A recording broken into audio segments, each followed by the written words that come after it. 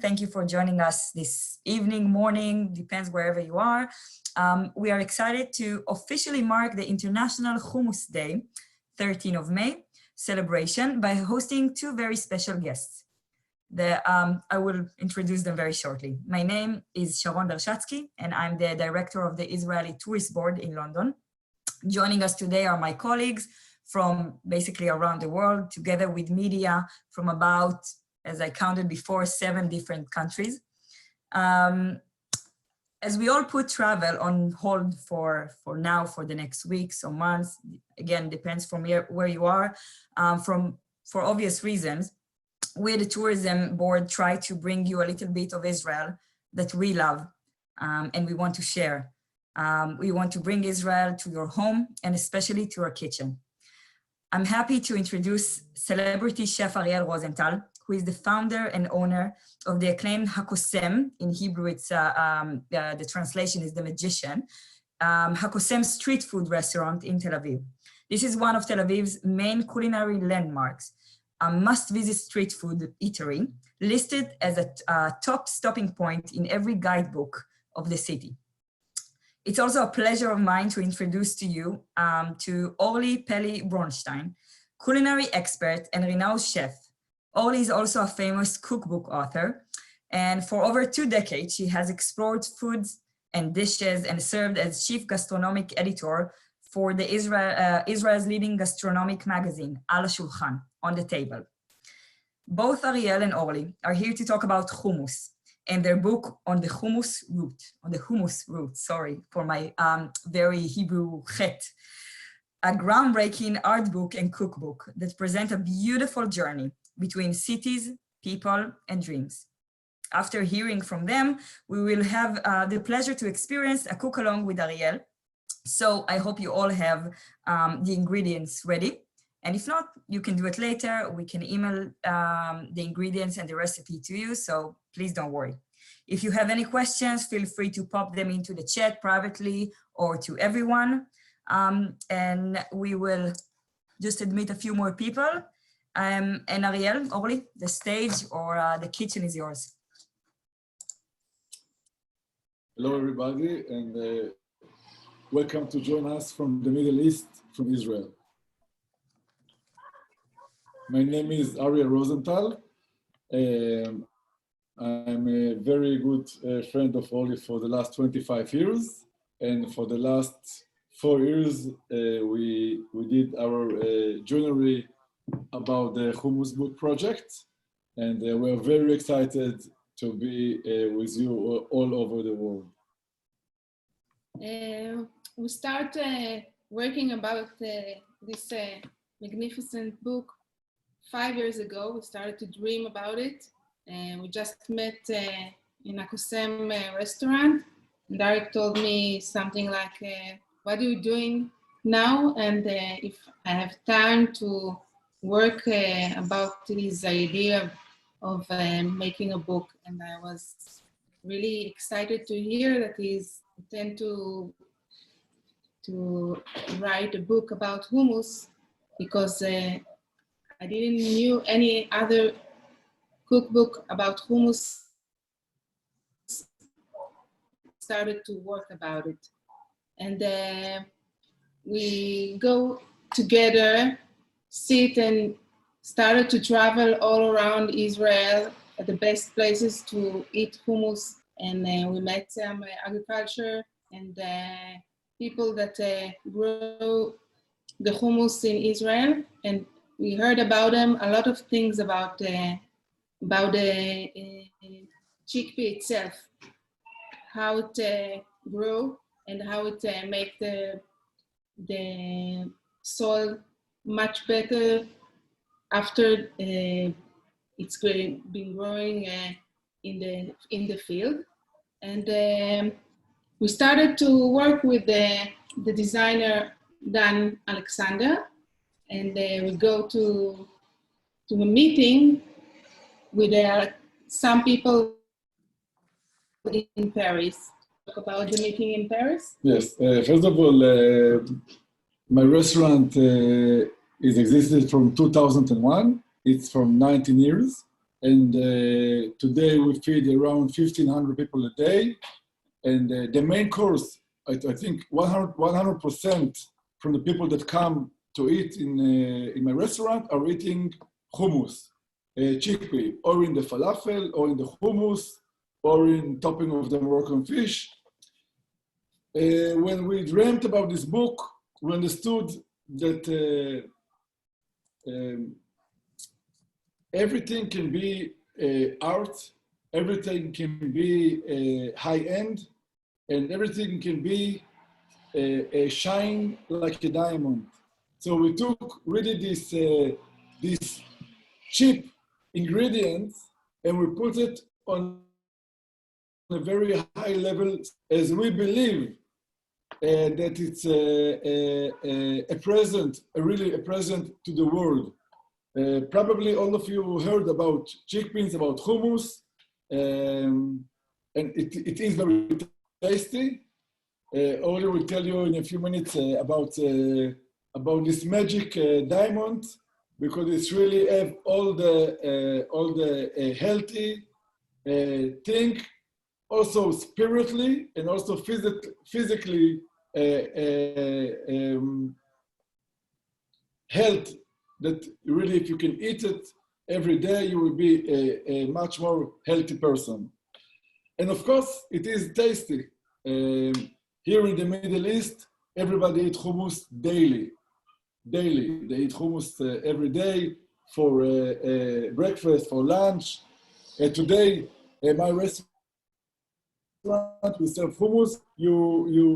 It's also a place that you go out with a beer, with a cocktail. So it's really a big thing. We did a very special jewelry because hummus, it's a very, it can be very politically issue. And when we dreamt about this book, we thought that it's like a bird is flying, and the bird doesn't know borders. The bird doesn't know if you are from Syria, from Tel Aviv, from Gaza, from Beirut. She's just flying. So all this book, it's about a jewelry or top-end jewelry that you can really fly all over the world. Like now in the Zoom, we are just flying with you all over the world. So the book is about this. Okay. Orly, maybe can you tell us maybe a step back, a tiny bit about yourself, anything you find very interesting that I skipped in the intro maybe? How did you guys met, or a bit of your, more about your background? So we met 25 years ago, or maybe even more, in a culinary school. And we didn't learn anything about hummus there. I mean, we took a culinary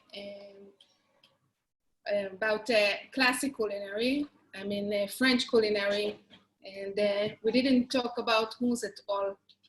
But we did after 20 years of researching food and writing cookbooks and editing cookbooks and cook magazine, I started to understand that we are here in the Middle East, and the pita and hummus our bread and butter and not anything else. I just felt that this is the main ingredients of all the area, and it's like that because of the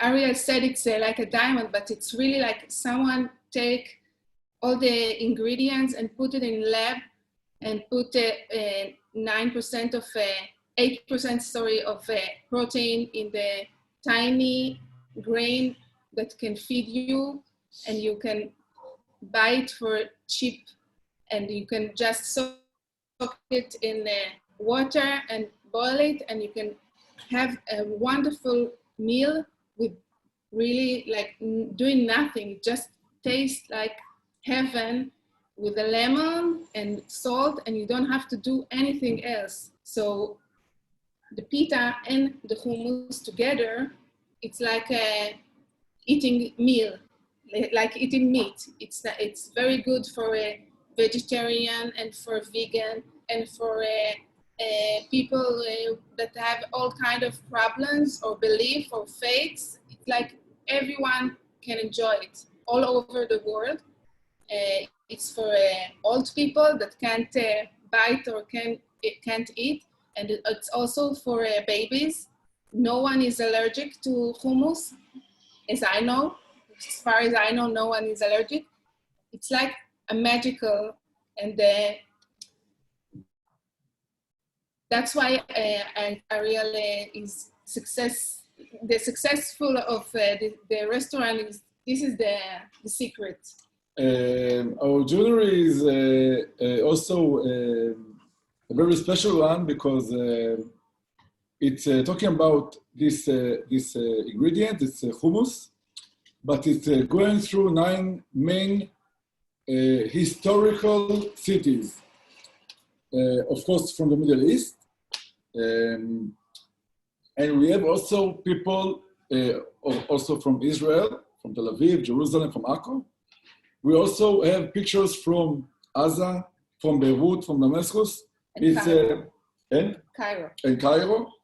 It's also some places that Israel and the Jewish people are not with a good situation. And also some of the people in the book are anonymous names, because it can be also very dangerous for them if they will participate with us in doing this book together. So we have 15 writers and 13 photographers from all over the Middle East.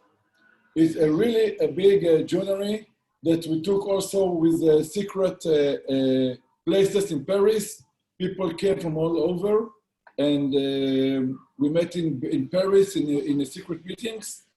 And it was really emotion journey for all of us. Some chef, some Lebanese chef that we met in Paris, he told us that the last time that he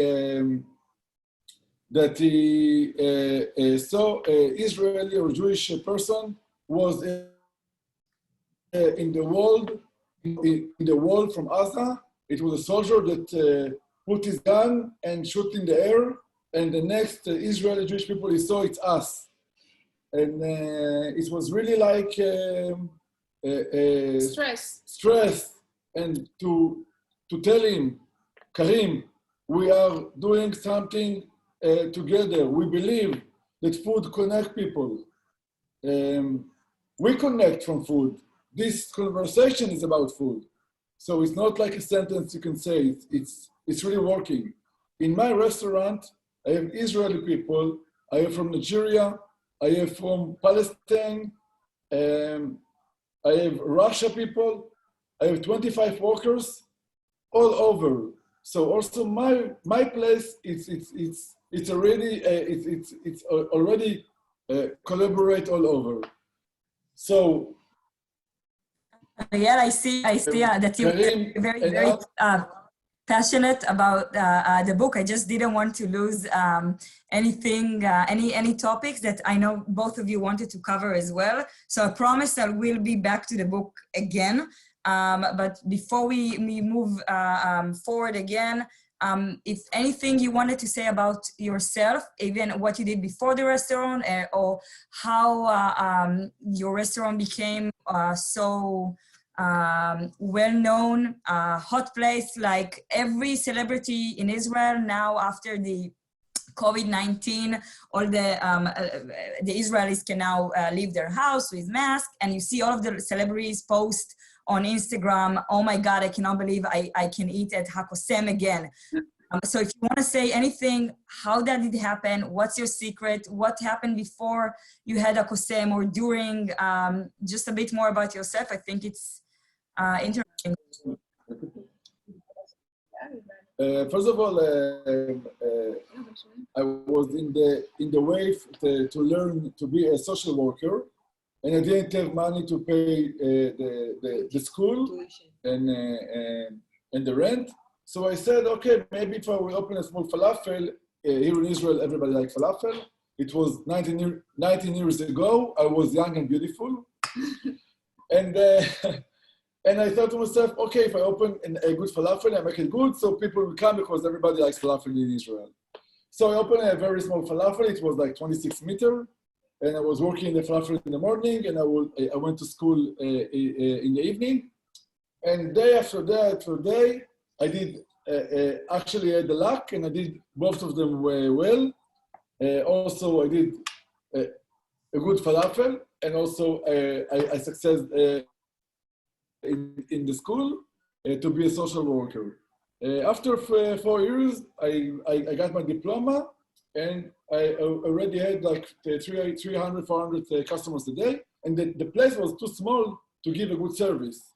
So I said, okay, now I have a diploma, I can put it in the side, and I can I can just break the wall. I took one more place next to me, and I broke the wall, and it became bigger. And then after 4 years, it became again bigger. So actually, day by day, I did hummus, falafel, tchina. And I think the thing I did new in Israel, and I think also around the world, that I understood that street food can be Experience. It can be a very full experience. It can be high-end ingredients, high-end the make-off. I have a special DJ. We have the most shining and clean place ever. And we treat it like a Michelin street food, high-end restaurant that you can enjoy it with $10 or €8. And so I took the cheap street food idea and put it in the most high level that I know. So it's about how the place is looking. It's like it looks like a Paris, New York institute. It's like if you take an airplane from New York to Paris and you meet somewhere in the universe. So this is a took the best ingredients you can have, not only from Israel, all over the world. I buy all over the world the ingredients, and we put all this with a very passionate soul in a pita bread. And we also have our own bakery of pita bread, because I opened also my own pita bread because I wanted to be good. So it's like cloudy pita bread with tchina and spicy and falafel and hummus. Amazing. I think what's unique about Ariel that he, again, like he said, he took all the, correct me, I haven't been to Akosens for a long, long time, unfortunately, because I'm here in London now, but you take the very basic ingredients that you can find the poorest places around the world, or the richest places, but you take the most basic ingredients, pita, hummus, whatever, but you make it high-end, not because you put a caviar inside, but you just make it the best way. You learned and you investigate how to do it in the best way, and this is how you perform it. Sharon, by the way, if we think about it, why caviar is expensive and chickpea is cheap? So the only matters that caviar is in 3 Michelin stars or 2 Michelin stars, and chickpeas in street food, the only thing is not the taste, it's the how much you have and how much people want to buy. So let's imagine that tomorrow morning we have a lot of caviar and a little chickpea. And small amount of chickpea. So what will happen, Sharon? What will happen is the street food. We'll have caviar and pita. And the 3 Michelin Guide stars, we'll have chickpea. So I thought to myself, why to wait that we will have a lot of caviar and less chickpea? Let's make the chickpea the most high-end that you can have. And believe me, probably if you're everybody are in this Zoom, so probably you have some passion for food and for these ingredients. By the way, all over the world, in Russia, in Europe, in the States, in Japan, all over the world, people are buying chickpea and hummus from the last couple of the 5 years. Only in the States, it's 500% more every year. So imagine. So every year, 5% more of the people buy more, 5%. 500. 500, okay. 500% more in Russia and Europe. I can see it here in London as well. It become like a basic ingredient. The only difference is, at least here in London, they eat it a bit just cold.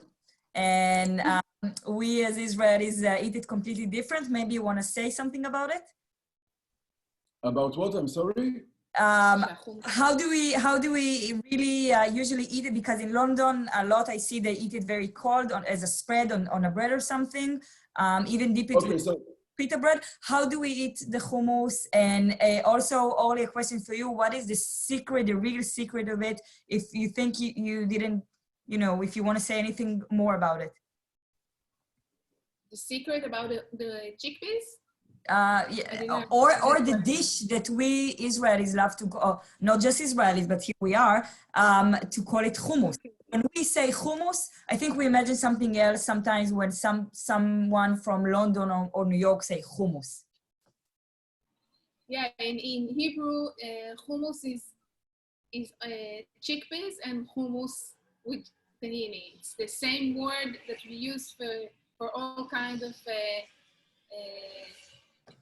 dishes. And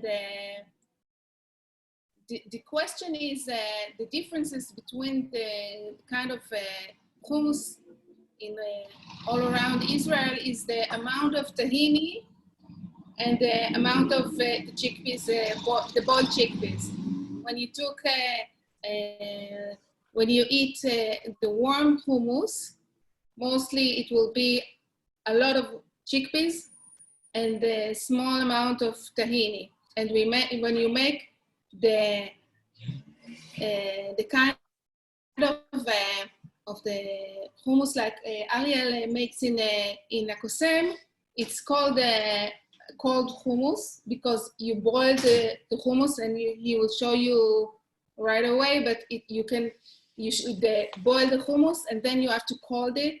And when it's cold, you blend it well and put the tahini and the liquid, the magic liquid that we use for the boiling of the chickpeas. And when you put it all together in the Magimix or blender or whatever, you should have to take it to the fridge, and then it get the texture that you like. I can give them 2 tips.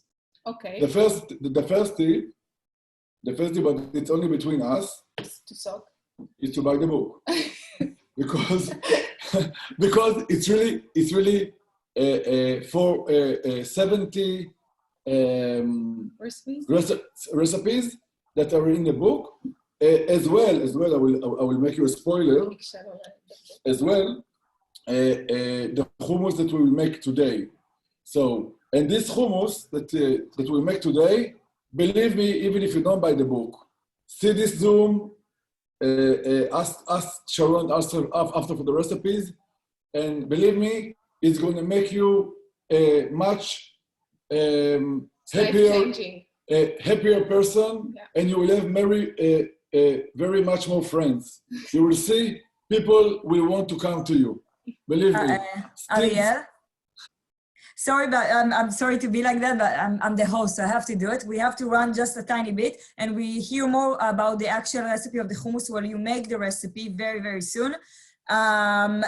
Would you mind, because we had some also question about it, talk about what makes the hummus that we call hummus, like the Israeli hummus.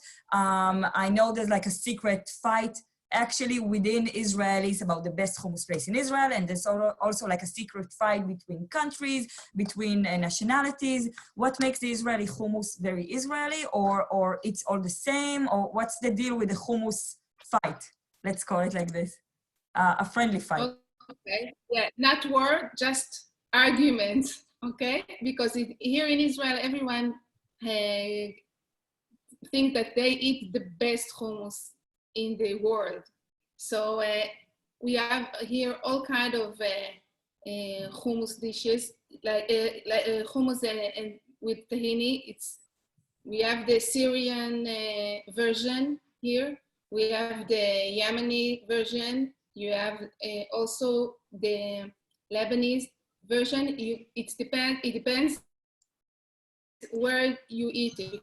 Accra, it's mostly like the Lebanese. In Jerusalem, they make it just like in Jordanian. It's with a lot of olive oil after you make the hummus. And here in Israel, we have all kinds of differences between the hummus. It's like heaven for hummus lovers because you have here all kinds of hummus. But here in the book, we believe that we can make the definition between all kinds of regions of hummus. But as we all know, people are moving with their food from place to place. And Karim, the chef that Ariel talk about in the French Lebanese that live in Paris, he took his cuisine with him to Paris. And Claudia Rodin that write us article in the Cairo chapter, her family started in Damascus, and they traveled to Alexandria, to Cairo, and they something around 1956, I think. There was a war between Israel and Egypt, and they moved to London. So people moved with their hummus around the world, and you can't talk about a definition hummus. In Israel, we have all kinds.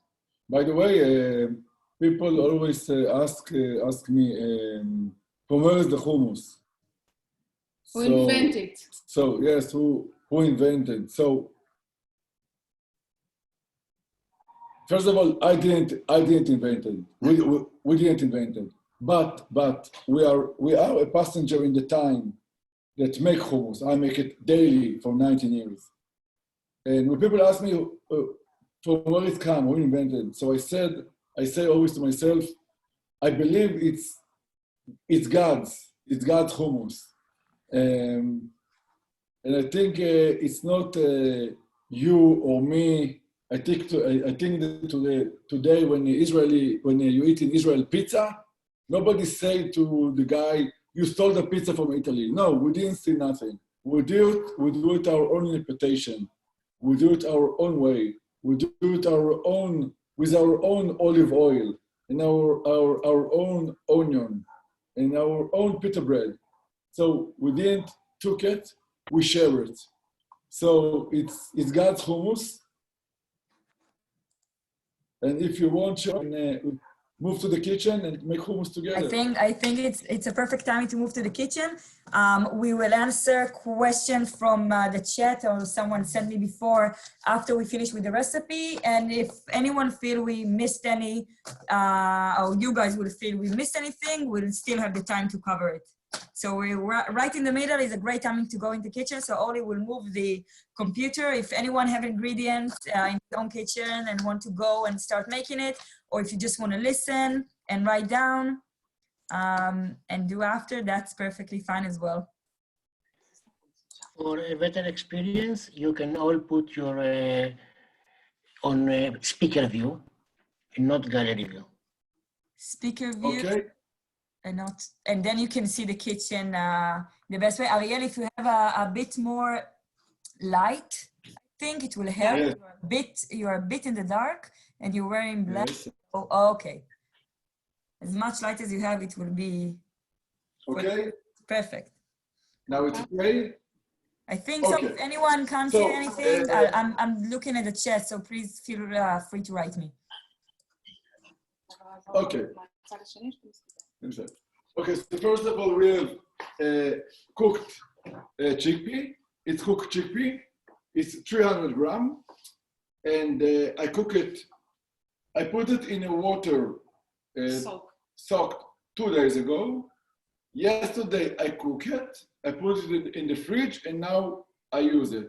So I use cooked cold chickpea.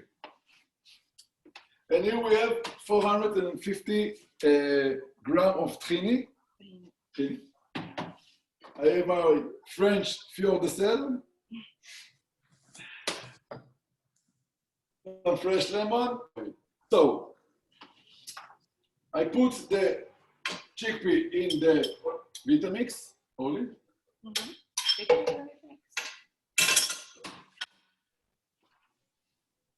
And we have also amount of water. We also put like 300 grams of water. But I start just. Ariel, is it cold water or it doesn't really matter? It's cold water. It is matter because when you cook it, some people can use a very hot chickpea. It's a good question. But if you take a hot chickpea or hot water and you put it in the machine, it can make a bacteria, I think. You say bacteria, It's it can be damaged and be like how do you say it? I think it can. I don't know in English. I'm sorry. Make it sour. So I use cold water because I don't want that in the machine it will be like a warm. I keep it cold. After we will use also some hot chickpea for the topping. Okay, so I have the chickpea. I have also cold water, and I put also salt. Salt. I like salt in the hummus, so just as much as you like, but you can put like one teaspoon. And some lemon. So the fresh lemon and the water together can be like 300 grams together. So we start to make the first, it's only without the tahini. Chickpea, water, salt, and lemon. I'm sorry for the noise, but for 20 seconds.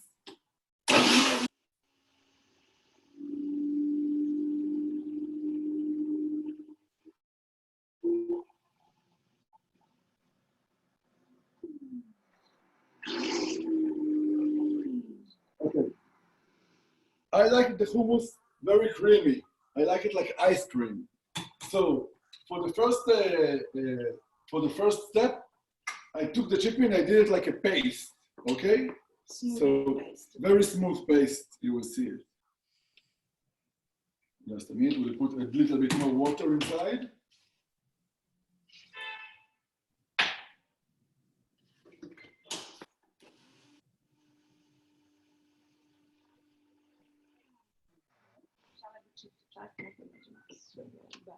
And you can also use some Magimix, so it's easier. Okay. So really for the moment, you have really like creamy chickpea and water. And now we start with the magic. Sesame, it's a place that you can have shuman, fat. Yeah. So like the French use the butter. Here in the Middle East, we use sesame. So, by the way, in the Middle East, we don't use butter so much. We like olive oil. Samna, you use samna sometimes in the Arab kitchen, but olive oil is better. Olive oil, we can use sesame. Yeah. Okay, so I put Ariel, is it okay? I got 2 questions like that, even 3. Yeah. No, we're not trying to sell any specific brand here, blah, blah, blah. Do you recommend any specific tahini? Even tell me 2 that you recommend if you can, so we all be okay with, we are a government, everything. you know that the book and us, everything is about people. And about the... Wait, if you can repeat it, Ariel, because you move and there's a...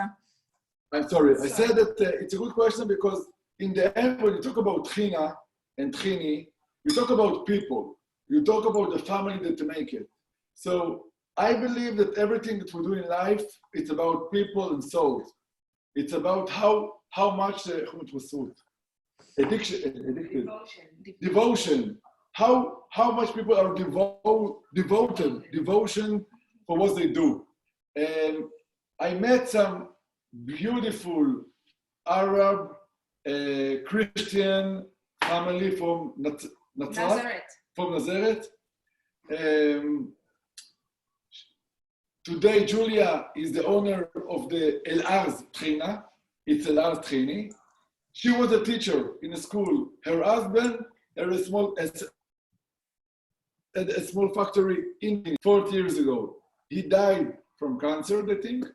And then she left teaching people, children, and she became the owner of the Trini family. So I use El Arz Trini, and Julia today is a very good friend of mine. And the tahini is very good. And the Trini is high-end Trini. So I put El Arz Trini, and I put the chickpea, and now I start... Can you repeat, Ariel, someone asked if you can repeat again how much tahini? 450 grams. So it's 300. It's a lot. 300 chickpea, 300 water and lemon together, teaspoon of salt, and 450 grams of tahini. You will never hear in your life this recipe again. Normally people put, in 1 kilo, they put 20-30% of tahini. So normally in 300 grams of chickpea, they put 60-100 grams of tahini. I put 450 grams of tahini. So this is your secret, Ariel. This is your secret. One of them, now, yeah. you can ask me why. Why? And the question, so I say, take a look. You take a look.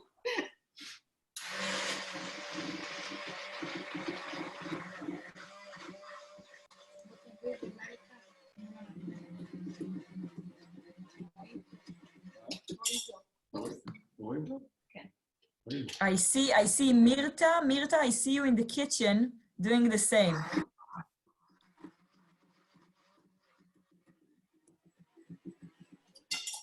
Yeah, I think, okay. Now I feel I need more water because before I didn't put all the water, so I add lemon. And I add more water. You can feel it, but you will see the texture. The texture is going to be like fresh ice cream, like Italian fresh ice cream. Like gelato. We do have a lot of Italians here this evening, so they can relate. By the way, we did all of you around the world some present that after we finish this Zoom, people will knock at your door and give you a taste of the hummus. Or just come to Tel Aviv whenever you can. Yeah. Okay. This will be the best idea.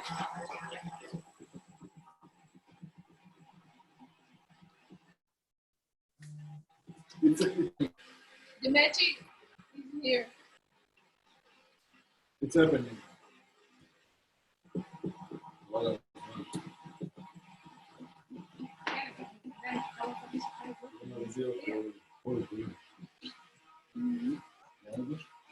Maybe like that, right? Okay. Yeah.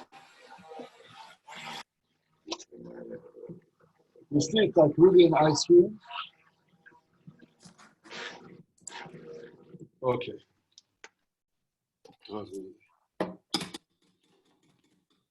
So, I will show you.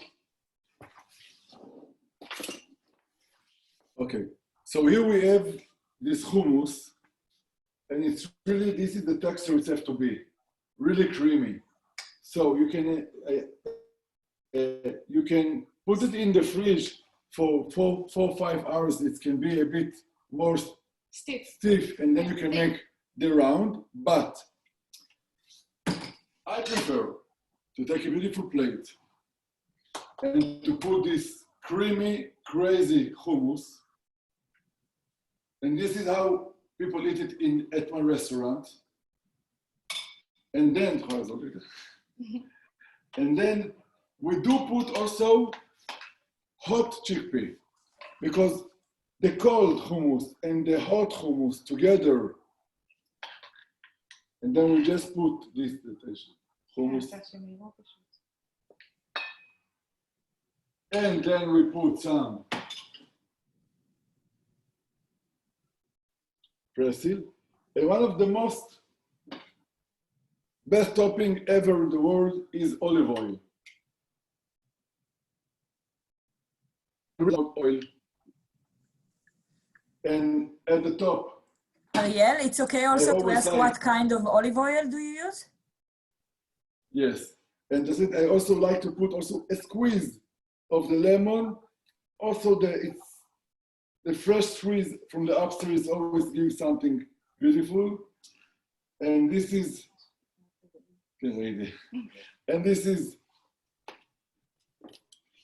our magical, you can see it? Wait, I think some people might want to picture it. And when I say some people, I talk about myself. And Ariel, what kind of olive oil? Or you didn't answer it because you didn't want to answer it? Okay. So of course, also the olive oil. We use, it's called Masik Kibbutz Magal. It's one in a kibbutz. Oren is name.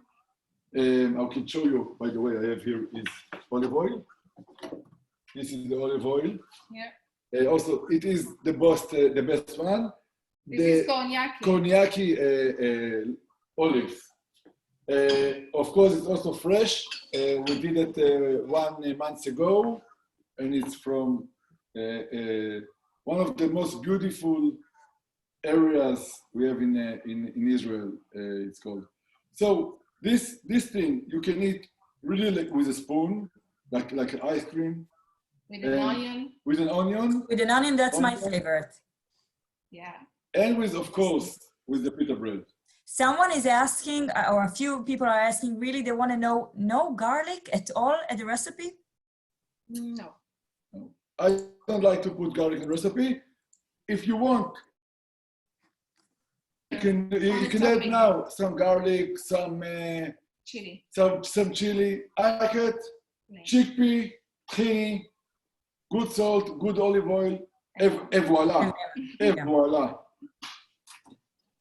I want to show you because you have to remind this creamy.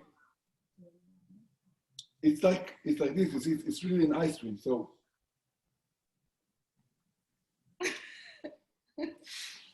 No.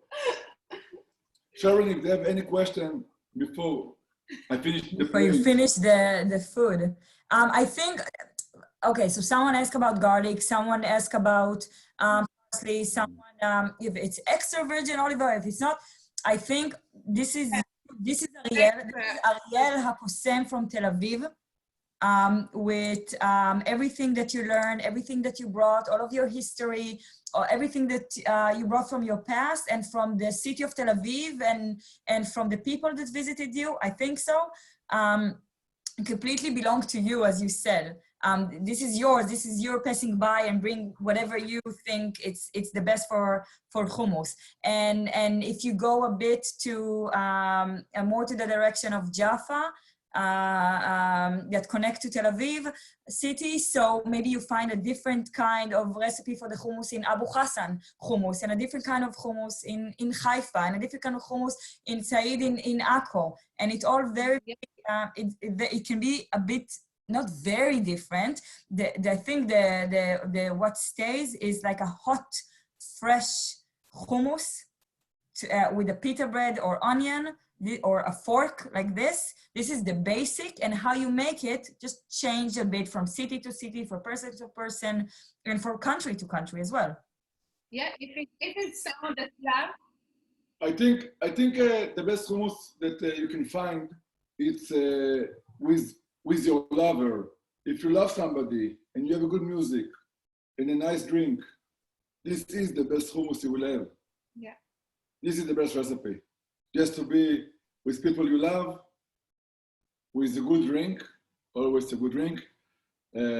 By the way, when we studied 25 years ago in the cook school, so we was 12 people in the class, and at that time, it was 25 years ago, they told us that some really big French chefs are going to come to teach us a very important lesson.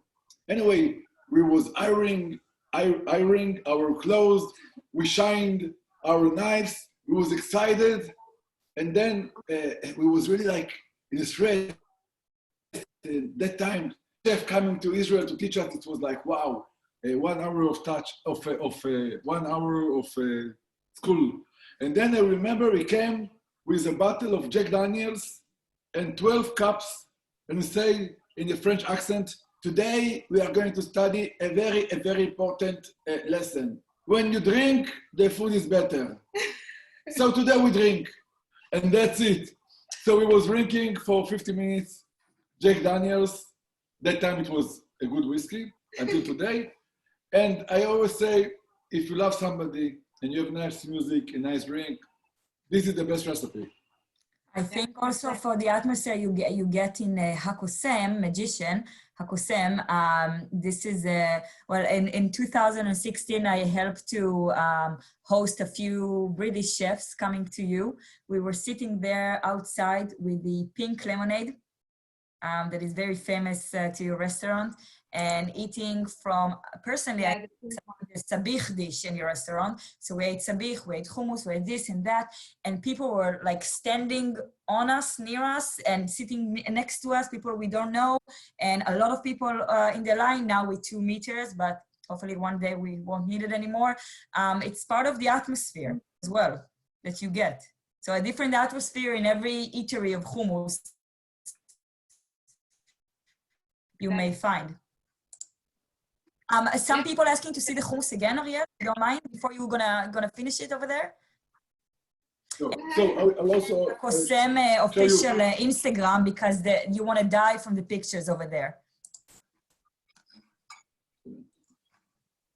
So this is like the hummus, and this is with the, you can see, a really creamy one. Really creamy. And this Ariel, is if you don't mind, some people ask again, tell us, how was Hakosem? What did you do during the COVID-19 quarantine of Israel? Israel was in like 7 weeks quarantine, only now coming out of this. Yeah. And what happened the day after, or the day before and the day after? What's going on? Okay. First of all, it's a very special time to talk, because COVID-19 is still out there. Here in Israel, all the restaurants are closed. We can only open restaurants to pick it up. You can't sit. So also in my restaurant, you can't sit. Normally you have like 600, 700 people that sit down. And now it's only to take your going to go. I hope that all of you, we all put a few kilos in COVID. Wait, Ariel, just a bit more slow if you can, because it's like here and there I don't hear what you say. Just a bit more slow, and you can repeat the part. Thank you. So first of all, I said that we are still in COVID-19, and I hope all of you and your lovers are okay, in good health. Here in Israel, we still have COVID-19. All the restaurants are closed. All the coffee places are closed. We can only open places to take out. So also in my restaurant, normally like 600, 700 people a day are sitting down. And go to the line. and go to the line, but for the moment they just stand and take the food home. What I did in COVID-19, first of all, like all of us, I put also 2-3 kilos more. We cooked at home, we stayed at home, we watched the news, the TV, so I was also much thinner 2 months ago. And actually, people had more time to be with themselves, and people start cooking much more all over the world. Yeah. So, and then we got thousands of mails and questions. How do you do hummus? How you cook the chickpea? Which water? Which salt? Which kind of Which side kind? of the grains? So actually, I think for the Middle East food, or particularly for the hummus issue, people did all over. We got just last week a mail in Japanese that asked questions about hummus. We don't know Japanese, so we're still looking for somebody to Translate it, to translate us. So I did a lot of answering, mailing about how to make, and it's like became a really a signal of the COVID-19. Like people make hummus all over the world. So I said, connected by hummus, and we stay with the love. So really, the hummus connects people all over the world, and it's amazing. It's really it's good for their health. And we're still astonished about this power that hummus have, and people like it all over the world. And from New Zealand, from London, from Germany, Amsterdam, from Belgium, from Spain, really, people love hummus. Ariel, would you mind if someone asked to have a picture of the finished dish or the almost finished dish? If you can show it once. And then I'll continue to the next question. What chickpeas you use, if there's supposed to be any, like the big one, the small one, specific brand, and also if you don't mind, people will use the canned one. Can I answer? Of course. Okay. So we use here the smallest grains. Sorry. And that's another dish. Wow. Okay. And that's why we use it the smallest, because they make the smoothest texture. You can use the big one for falafel and for other dishes, but for the hummus paste, the best is the small grain. 1 minute רגע. לא, להפך. זה פה. בסדר, אז ככה. Here? Here. Maybe like this. Someone said it's a pity we cannot taste it. Yes, like this. This is how we see it. Perfect. Yeah. So you said the smallest makes the smallest is the best for the hummus paste, and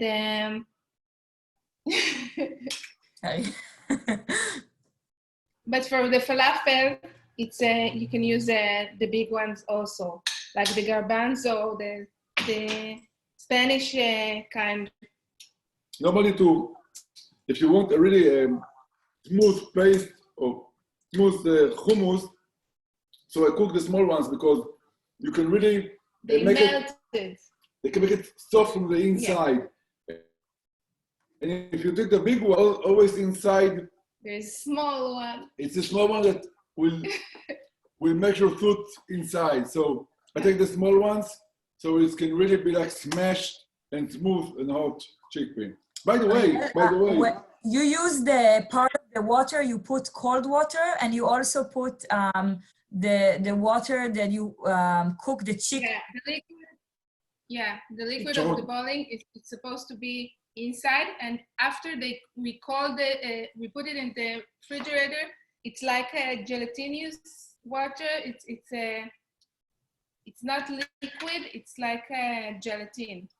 because of the protein in the chickpeas, now it's running again because it's hot, but when you put it in the fridge, it's like gelatin. By the way, how do you know when it's ready? After you cook it, you mean? So the thing, by the way, yes. Yeah. How you know when it's ready to make the hummus? And this is the chickpea. You throw it to the wall. You throw it to the wall. If it's stuck to the wall, it's ready because look, it's really smashed. You see, it's really like it's Squishy. yeah. Mushy. Really. A small child without tooth can eat it. Baby can eat Yeah, it. of course. So you throw it on the wall. If it's stick on the wall, it's ready. If it fell down, cook it more and start throwing to the wall. Don't forget to anyone that asks, we can send everyone joining us today the recording with the recipe, with some pictures. So don't worry if you missed anything. Okay, but I want to add about the canned chickpeas. Yes, please. Because you can make it with the canned chickpeas. You just have to boil it something like 15, maybe 20 minutes more, that they will be really mushy, that they will be smashed with your 2 fingers. Okay, so you can use the can. It's less tasty, I think. You can, if you have like a good taste, you use the fresh chickpeas. I think in the end, if you take chickpea, lemon, salt, good tahini, and you make it with a nice כמויות. You adjust it. The balance with them should be. The balance, yeah. Yes. Try to imagine that you are in the way to the moon, and you have only this way that you are walking to the moon, and you can feel it. More tahina, less water, put salt, lemon.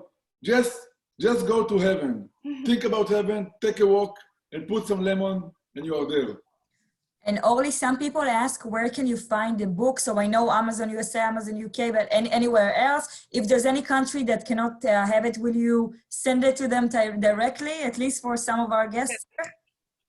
Yeah, we are sending it from here also, but you have in Amazon.com, in Amazon UK, in Germany, and there are a few shops in Berlin, Kitchen Alternative in New York, Omnivo in San Francisco, and also we have in Paris. Amsterdam, in Paris, in. I think the most the easiest way now is by Amazon. Amazon UK, Amazon States. Just Google Sharon. If they want, they can ask you. We can deliver also from Israel. Yeah. So you can find it. By the way, we don't like to talk about it, but we did one of the most important book contest, Gourmand book in 2020. So we are very happy about it as well. So if you really want to find it, we will be happy to share with you our journey, and you will be a part of our dream, and it already became true. If anyone missed any of the question, this is time to write it quickly over the chat. Orly, Ariel, did you think you didn't cover any topic? We have a few more minutes if you want to share another thing.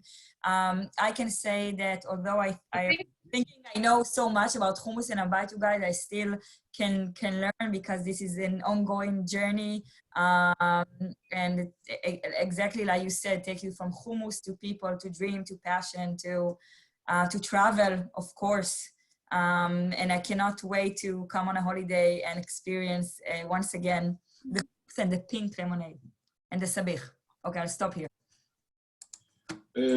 By the way, if you have any questions, we have our email, so it's on the hummus route. hummus@gmail.com. How it's going?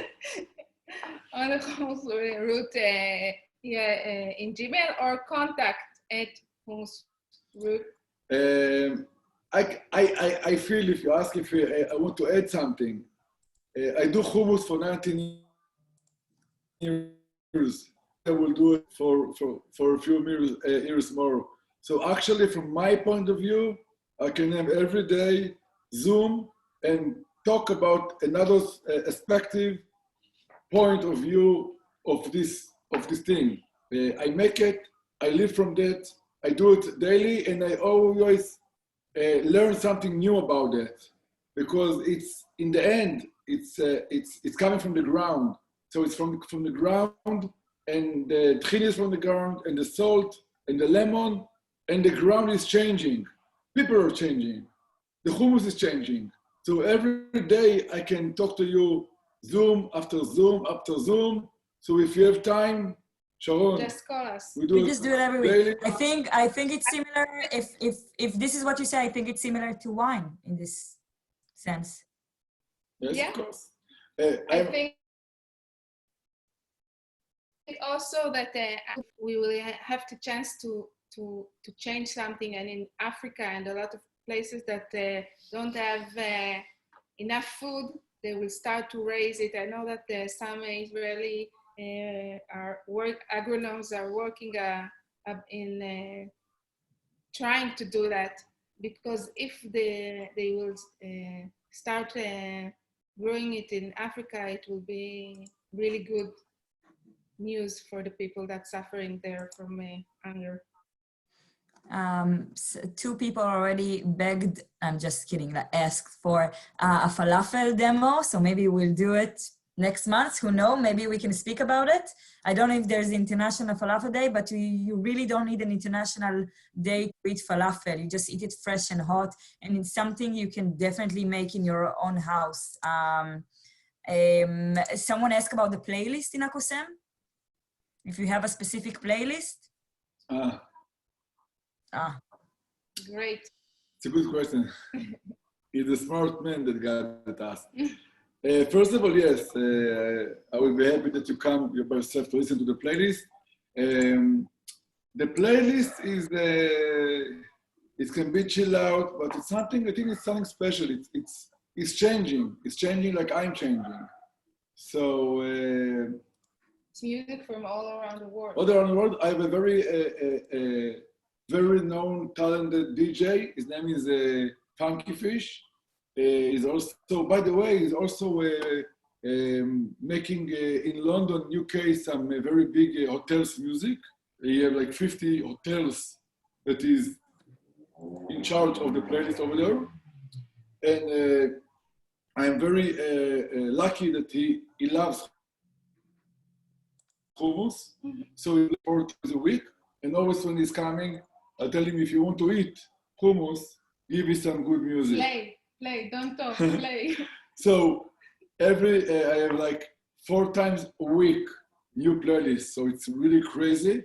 And it's changing. It can be from a little bit in the morning, something from Ibiza, afternoon, some chill out, in the night, some deep house. So it's like changing, and we do it like, we change the music like 3-4 times a week. And then it's morning, then it's the rush hour, then it's chill out, then it's some deep house. So it's really some. So it's very a big issue. Yes, it's very, the music is also like the hummus, very international, but also very local and very personal. Yeah. Maybe one last question that I'll take, because people are starting to leave us already. The hour just passed by. Who published the book? Someone wanted to know, and I don't know what to answer. What? Who published the book? We published the book. We did everything. Okay. we are also the published, so it's a Magica, it's called Magica. Like the magic. So we published. We did everything. We put out as of you the pocket can, as you money. can hear, they're very passionate about hummus, about the book, about their work, about life. Great to the world. it's really, the hummus is a gift to all around the world. I think we're lucky as Israelis that we have this ingredient so dominant in our day-to-day even menu. And we are also very lucky that we have you, and we want to thank you very much for hosting us and all the friends around the world. Our pleasure. Please come that. back. I think the people here, I see on the chat, maybe you didn't have time to see people enjoy their time. And again, if you have any question, feel free to write it to me, to the other IGTO directors that invited you to this event. If we don't know, we will forward it to Ariel and Orly, or we connect you. And for my side, thank you very much. I think that's it, unless you guys want to say a final word. Just be happy, be healthy. We hope everybody that we passed in a good way the COVID-19. And stay safe, everybody. And stay safe and eat hummus. Thank you. Make hummus tomorrow. Thank you. That's true. Bye. Bye. Have a good night in Israel. And again, thank you so much for joining us. We'll meet you next International Hummus Day, or whenever we decide to make falafel, we invite you again. Thanks. Thank you. Thank you.